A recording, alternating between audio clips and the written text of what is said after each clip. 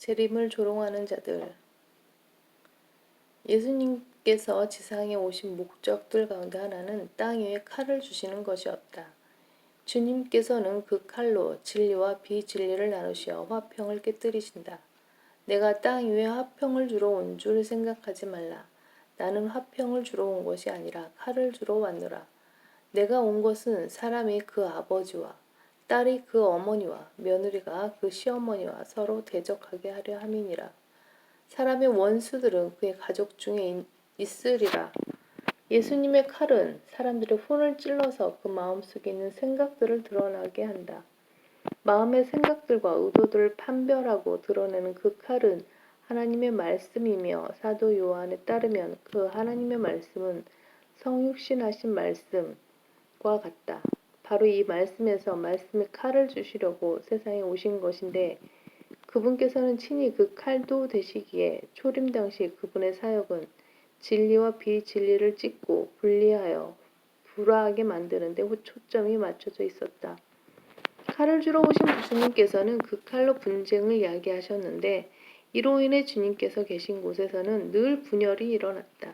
그 바리새인들 중 몇 사람이 말하기를 그 사람은 하나님께로부터 온 사람이 아니니 이는 그가 안식일을 지키지 않기 때문이라고 하니 다른 사람들이 말하기를 죄인인 사람이 어떻게 그러한 기적들을 행할 수 있느냐고 하더라. 그리하여 그들 가운데 분열이 생기더라. 그러므로 이 말씀들로 인하여 유대인들 중에 다시 분열이 생기더라. 이러한 분열 현상은 기독교 안에서도 일어난다. 겉으로는 갈보리 십자가를 표방해도 그 십자가에 달리신 분에 관한 교리에 있어서는 2000년 교회사 기간에 서로 찢기고 분열하는 현상이 일어나고 만 것이다. 왜 그런 것인가? 진짜를 흉내내는 가짜들이 등장했기 때문이다. 진리가 아닌 것을 들고 나와 진짜 행세를 한 자들이 신약교회사 기간에 기독교계를 잠식하여 혼란을 가중시킨 것이다. 또 내가 이것을 아노니 내가 떠난 후에 흉악한 이리들이 너희 가운데로 들어와서 양떼를 아끼지 아니할 것이며 또한 너희 가운데서도 사람들이 일어나서 왜곡된 것을 말하여 제자들을 끌어내어 자기들을 쫓게 할 것이라.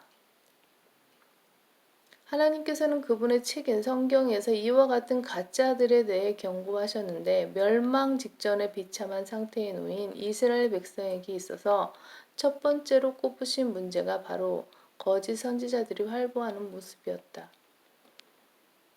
경이롭고 무서운 일이 그 땅에서 행해지는도다. 선지자들은 거짓되이 예언하고 제사장들은 그들의 권력으로 다스리며 내 백성은 그렇게 하는 것을 사랑하니 그 마지막에는 너희가 어찌 하려느냐. 하나님께서는 백성들의 선지자들의 거짓된 예언과 제사장들의 육신적인 지배를 사랑할 때 그 결말이 어떻게 되겠느냐라고 그들에게 물으셨다.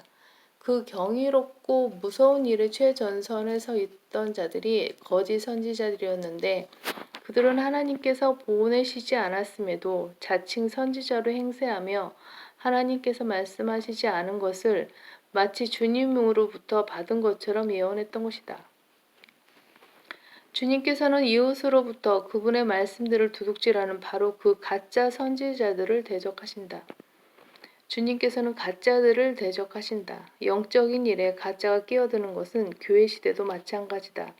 그러나 백성 가운데도 거짓 선지자들이 있었던 것처럼 너희 가운데도 거짓 교사들이 있으리라. 그들은 저주받을 이단들을 비밀리에 불러들여서 자기들을 사신 주를 부인하기까지 하며 급격한 파멸을 스스로 불러들이느니라. 이것은 교회가 영적으로 잠들어 있는 동안 원수인 마귀가 와서 곡식 사이에 독보리를 뿌리고 가버린 것을 말하는데 여기에 중요한 교훈 하나가 있다. 즉 독보리는 밀과 같이 자라고 그 모양이 밀처럼 보인다는 점이다. 마귀가 기독교계 안에 뿌려놓은 거짓 교사들은 그리스도인처럼 행동하는데 이렇듯 그리스도인처럼 보이기에 쉽게 구분되지도 않는다. 그래서 사람들이 거짓 교사들을 그리스도인으로 오인하여 그들에게 쉽게 속아 넘어가는 것이다. 예수님께서는 이 흉내 전문 이리들을 주의하라고 경고하셨으며 사도 바울도 그 가짜들의 특기가 진짜 사역자들과 똑같아 보이도록 가장하는 것임을 재차 3차 강조했다. 내가 하고 있는 일을 계속하리니 이는 기회를 찾는 자들에게서 그 기회를 끊어버림으로써 그들이 자랑하는 그 일에 대하여 그들이 우리와 동등하게 보이도록